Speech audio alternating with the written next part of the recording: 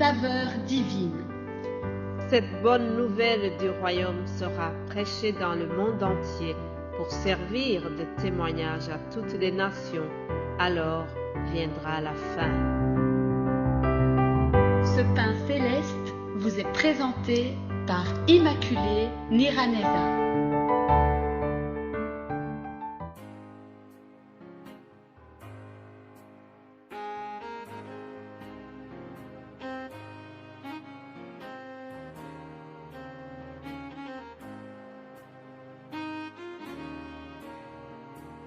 Shalom, shalom, bien-aimés de Dieu qui écoutez l'émission Saveur divine.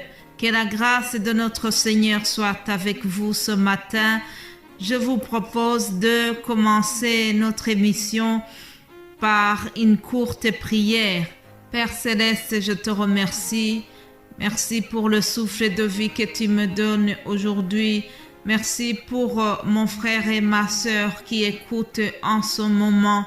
Je te remercie pour la vie que tu nous donnes. Je te remercie, Seigneur, pour ce moyen que tu nous as donné pour pouvoir répandre la parole de Dieu en utilisant ces moyens merveilleux de communication. Seigneur, je te remercie parce que aujourd'hui je peux encore ouvrir ma bouche pour être utile pour toi. Alléluia. Béni sois-tu, Seigneur, parce que tu continues à nous garder. Maintenant, je te présente ce moment, je te présente la vie de chacun qui va écouter ce message. Bénis-les abondamment. Je te présente la semaine qui est devant nous. Bénis-nous pendant toutes nos activités. Bénis chaque personne là où elle se trouve. Que tout le monde qui écoute Saveur divine dans les différents coins du monde, qu'il soit protégé, qu'il soit vraiment béni, qu'il soit édifié par ce que nous allons partager durant la semaine, que ce soit en français, que ce soit dans les autres versions de Saveur divine. Manifeste-toi, Seigneur, accompagne puissamment la parole qui sera annoncée et surtout, je prie que tu nous augmentes la foi au travers la parole que nous allons enseigner. En effet, la foi vient de ce qu'on entend et ce qu'on entend, c'est la parole de Dieu. Augmente la foi de chaque personne qui va écouter ces messages. C'est au nom de Jésus-Christ que j'ai prié. Amen, amen. Chers frères et sœurs, encore une fois, je vous accueille chaleureusement dans nos émissions Saveur divine. Merci à vous tous qui soutenez cet appel. Merci pour vos encouragements pendant ces périodes ici particulièrement. Merci à vous tous qui priez beaucoup pour nous, pour moi. Vraiment, que Dieu vous bénisse abondamment. Je remercie spécialement les bien-aimés frères et sœurs qui servent le Seigneur au travers l'émission Saveur divine. Vous servez le Seigneur en vous dévouant. Vous préparez des émissions dans d'autres langues et vous prenez de votre temps pour pouvoir répandre l'évangile. Que cela vous soit vraiment compté devant le Seigneur et qu'il vous récompense énormément pour avoir servi le royaume de Dieu avec beaucoup de joie. Alléluia. Sans tarder, je vous rappelle que chaque lundi, nous avons un nouveau thème. La semaine passée, nous avons enseigné sur le jeûne et la prière. Nous avons notamment vu que c'est nécessaire pour des chrétiens de faire des prières accompagnées par un jeûne. Nous avons vu que nous devons faire toutes sortes de prières et la prière accompagnée par le jeûne, c'est quelque chose de très nécessaire. Nous avons notamment vu que nous devons le faire parce que nous sommes des imitateurs de Jésus-Christ, lui qui a passé 40 jours et 40 nuits en priant et en jeûnant. Nous avons vu que nous devons suivre son exemple sans nécessairement faire les 40 jours mais le principe, c'est d'observer quelques jours de jeûne et prière. Aujourd'hui, nous entamons un nouveau thème qui parle sur la foi. Lorsque nous prions, nous devons avoir la foi que ce que nous demandons, Dieu va nous le donner. Étant donné que le message de ce lundi constitue vraiment une introduction, je vais vous donner d'abord la définition de la foi. La foi, pour moi, en tout cas, c'est la confiance. Avoir la foi, c'est avoir la confiance en la toute-puissance de Dieu qui est capable de réaliser au-delà même de ce que nous demandons. Avoir confiance que Dieu est capable de nous exaucer au-delà de nos désirs. Dans l'épître aux Hébreux, l'auteur de l'épître aux Hébreux, chapitre 11, il nous donne aussi une définition de la foi. Or, la foi est une ferme assurance des choses qu'on espère et une démonstration de celles qu'on ne voit pas.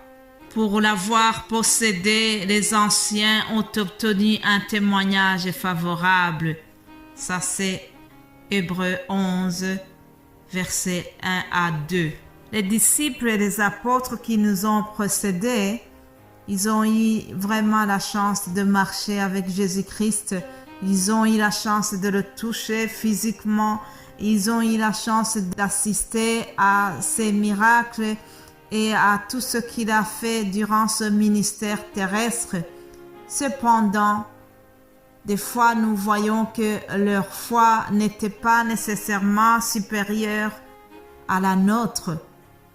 D'ailleurs, un jour, ils ont demandé au Seigneur d'augmenter leur foi. Lisons Luc 17, verset 5. Il est écrit ceci: les apôtres dirent au Seigneur, augmente-nous la foi. Vous voyez? Ici, Jésus-Christ venait de leur donner une leçon sur le pardon. Alors il a dit notamment, prenez garde à vous-même. Si ton frère a péché, reprends-le.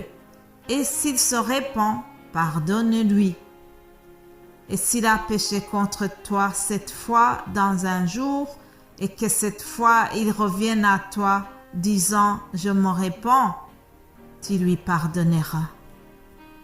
Alors certainement que les apôtres ont remarqué que c'est difficile cette notion de pardon. Jésus-Christ leur demandait de pardonner 7 fois pendant la journée.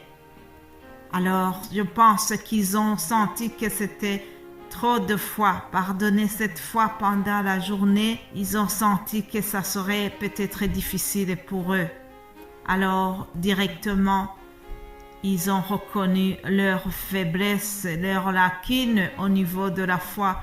Et au verset 5, ils lui disent, Seigneur, augmente-nous la foi. Puis il leur a dit, si vous aviez de la foi comme un grain de sénévé, vous diriez à ce sycomore, déracine-toi et plante-toi dans la mer, et il vous obéirait.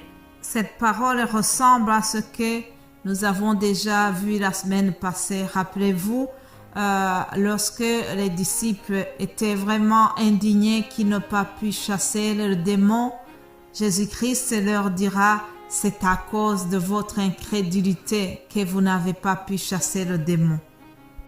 Matthieu 17, 20, Jésus dira, je vous le dis en vérité, si vous aviez de la foi comme un grain de sénévé, vous diriez à cette montagne, transporte-toi d'ici, là, et elle se transporterait.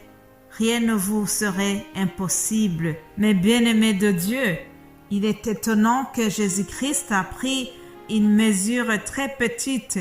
L'unité de mesure de la foi que Jésus nous donne ici, c'est un grain de sénévé. Dans d'autres versions, on dit la graine de moutarde. C'est quelque chose de minime, quelque chose d'insignifiant. Pourquoi est-ce que Jésus n'a pas dit « si vous avez la foi comme le noyau d'un avocat » Chers amis, en matière de foi, Jésus-Christ n'a pas mis la barre très haut.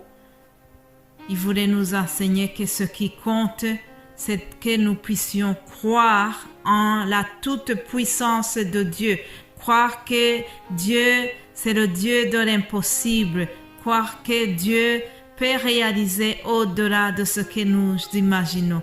Croire que nous devons nous soumettre à la volonté de Dieu dans tout ce que nous demandons. Avoir vraiment la confiance que c'est le Dieu de la toute-puissance. Alléluia. Je termine cet audio en ayant le même désir que les apôtres. Seigneur, augmente-nous la foi. Que le Seigneur t'augmente la foi. Au nom de Jésus-Christ, j'ai demandé cela. Amen, amen.